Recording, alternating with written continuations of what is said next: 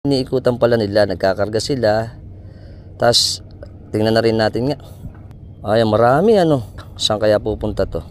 Meron silang road na paikot-ikot lang. Itong mga truck na to, may babalik, merong papunta dun sa site. Tingnan natin yung site na pupuntahan nila. Malalaman natin yan. Ayun! Mukhang dun siya pupunta. Liliko. Mga ano sila, nagtatambak pa dito sa may edge na to. Bangis, galing. Oh, yan.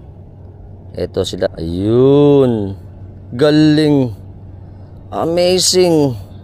Nakakamangha ito oh. Tingnan nyo naman oh. Oh, yan yung pagbibuild. Halos mga siguro nasa mahigit 20 itong mga kakargang mga truck na to ng mga buhangin dito. Meron kasing part pa pala. Meron pang mga palaisdaan. Ayun, hanggang dun sa dulo. Very good. Napakalaki pala. Layo na pala.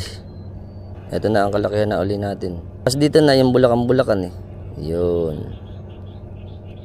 Ayun. Ito na uli ikot.